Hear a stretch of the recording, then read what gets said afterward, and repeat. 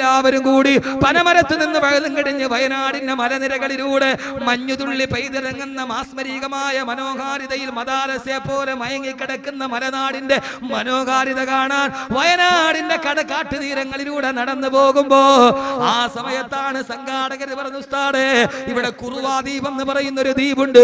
കാട്ടിന്റെ ഉള്ളിലോട്ട് ചങ്ങാടത്തിൽ പോയാ അവിടെ പോയാൽ കുറുവാ ദ്വീപിന് 7 ദ്വീപുകളാ. അതിലൂടെ വെള്ളത്തിൽ തടാകം കടന്നു പോകണം. ഞാനുണ്ട്, എന്റെ സുഹൃത്തുക്കളായ ഓച്ചറ സിയാദുണ്ട്, നിസാമുണ്ട്, എന്റെ സുഹൃത്ത് കമലാസറയുടെ അബ്ദുള്ളയുണ്ട്, ഞങ്ങളെല്ലാവരും വയനാടുള്ള ഞങ്ങളുടെ സുഹൃത്ത് മുജീബുണ്ട്, ഇസ്മായിലുണ്ട്. ഞങ്ങൾ നേരെ കുറുവാ ദ്വീപിൽ പോയി. നേരത്തെ തന്നെ ആളുകളോട് പറഞ്ഞ് പരിഗണന കിട്ടി. ചങ്ങാടത്തിൽ കയറി ആദ്യത്തെ തടാകം നദി നീണ്ടി ചങ്ങാടത്തിൽ കടന്നു. സഹോദരങ്ങളെ, രണ്ടാമത്തെ ദ്വീപ് കൊടുങ്കാടാണ്. രണ്ടാമത്തെ പടയിലോട്ട് ഇറങ്ങുമ്പോ കുറെ കുട്ടികൾ പെൺകുട്ടികൾ വന്ന് വല്ലാഹി പടച്ച തമ്പുരാനെ തന്നെയാണ് സത്യം. ഒരു വായും പറഞ്ഞില്ലെങ്കിൽ എനിക്ക് പ്രശ്നമില്ല, നിങ്ങൾ എന്നെ എന്ത് പറഞ്ഞാലും എനിക്ക് പ്രശ്നമില്ല. കാരണം എനിക്ക് പടച്ചറപ്പിന്റെ മുമ്പിൽ പോകണ്ടേ, പച്ച മണ്ണിൽ നിന്ന് പടച്ചെടുത്ത പടച്ചറപ്പിന്റെ മുമ്പിൽ പറയണ്ടേ. അല്ലാഹുവേ, ഒരവസരം കിട്ടിയപ്പോ പറഞ്ഞിട്ടുണ്ടെന്ന് വീട്ടിലിരിക്കുന്ന മാതാപിതാക്കൾ അറിയില്ല. 50% തലമറച്ച പെണ്ണുങ്ങളാ. +1 പഠിക്കുന്ന, +2 പഠിക്കുന്ന, SSLCക്ക് പഠിക്കുന്ന ആൺകുട്ടികളും പെൺകുട്ടികളും മിങ്കളായിട്ട് വരുന്നുണ്ട്. മിക്കാളുകളും തലയിൽ തട്ടമിട്ട നമ്മുടെ പൊന്നുമക്കളാ.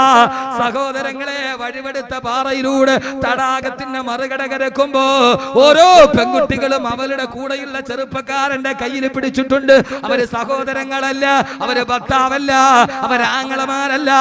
+1 പഠിക്കുന്ന കുട്ടി ചെറുപ്പക്കാരന്റെ കയ്യിൽ കോത്ത് പിടിച്ചിട്ട് അവർ ഈ തടാകത്തിന്റെ നദി കടക്കുകയാ.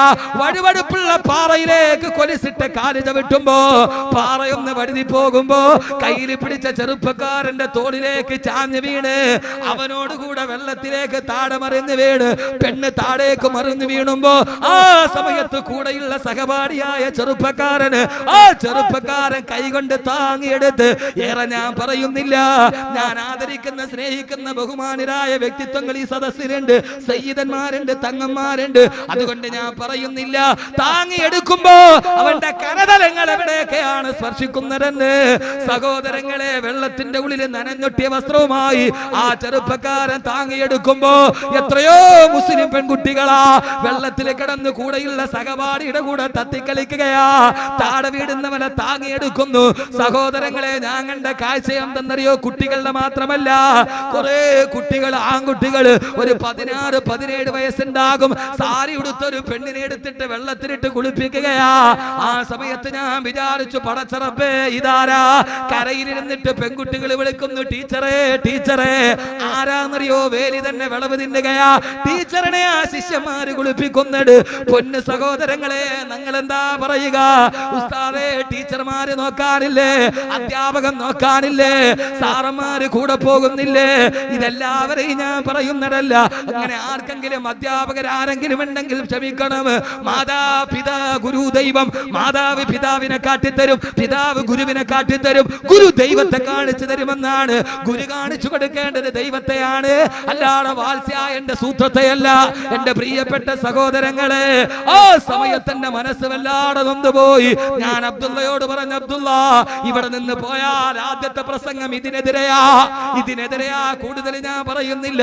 ഇതിന്റെ CD വെളിയിലിറക്കണം. നാളെ ഇൻഷാ അല്ലാഹ് കക്കടിപ്പുറത്തിന്റെ വിഷയം തന്നെ ഖുർആനിലെ വനിതയാ. പെണ്ണുങ്ങളെ കുറിച്ചൊന്ന് മലപ്പുറത്ത് പറയാൻ വേണ്ടിയാ നാളെ കക്കടിപ്പുറത്ത് ഖുർആനിലെ വനിതയാ വിഷയം. ഖുർആൻ പറയുന്ന പെണ്ണാരാ, ഖുർആൻ പറയുന്ന പെണ്ണെന്താ എന്ന് പറയേണ്ടതുണ്ട് അഭിനിവകാല ലോകത്തിന്റെ മുമ്പ്. സഹോദരങ്ങളെ, അവസാനം അവിടുത്തെ പേക്കൂത്ത് കണ്ടപ്പോ കുറെ ചെറുപ്പക്കാരെ കൈ പിടിച്ചിട്ട് പെൺകുട്ടികളെ കാട്ടിനകത്തേക്ക് പോകുന്നു. അവസാനം ഞാൻ പറഞ്ഞു, ഇൻഷാ അല്ലാഹ് ഇത് പറയുന്നതിന് മുമ്പ് ക്ലാരിറ്റി വരുത്തണമല്ലോ. ഇവരെങ്ങാനും ആങ്ങളമാരാണെങ്കിലോ? ഞാൻ അങ്ങനെ നടന്നു പോകുമ്പോ പെട്ടെന്ന് ഞാനും അവിടെ നിന്ന് പറഞ്ഞു, ശരി, ഇവിടെ നിൽക്കണ്ട, നമുക്ക് തിരിച്ചു പോകാം. ഇത്രയുമാന്ന് കരുതിയില്ല. പ്രകൃതി ഭംഗിയുണ്ടെന്ന് പറഞ്ഞു. ഞാൻ പറഞ്ഞു, ഇൻഷാ അല്ലാഹ് തിരിച്ചു പോകാം.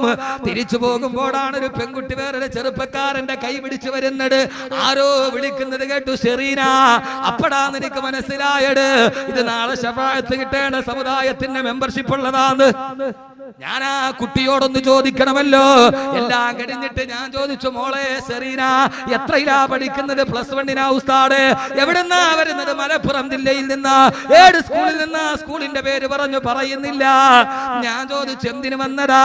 ഉസ്താദേ, സ്റ്റഡി ടൂറിന് വന്നതാണ്. ഞാൻ പറഞ്ഞു, മോളെ സ്റ്റഡി ടൂറിന് വന്നിട്ട് നന്നായിട്ട് പഠിച്ചോ? ആ ചോദ്യം ആ കുഞ്ഞിനെന്തോ തോന്നി. അവസാനം എനിക്ക് പറയണമെന്നുണ്ടായിരുന്നു, ഞാൻ ഇന്നയാളാ, അടുത്ത പ്രസംഗത്തിൽ ഇൻഷാ അല്ലാഹ് ഇത് പറയുമെന്ന്. എന്റെ പ്രിയപ്പെട്ട മുസ്ലിം ഉമ്മ, പെമ്മക്കളെ വളർത്തുന്ന മാതാപിതാക്കളെ, ഏത് കാര്യം പറഞ്ഞിട്ടാണ് പ്രായബുദ്ധിയായ പെൺകുട്ടികളെ സ്റ്റഡി ടൂർ എന്ന് പറഞ്ഞ ആവാസത്തിന് പറഞ്ഞു വിടുന്നത്? പള്ളിയിലെ ഇമാമ് പറഞ്ഞാൽ അവൻ പിന്തിരിപ്പനാ, പള്ളിയിലെ കമ്മിറ്റി പറഞ്ഞാൽ പടിയടച്ച് പിണ്ടം വെക്കുന്ന അവസ്ഥ. സഹോദരങ്ങളെ, ഞാൻ പറയുന്നില്ല.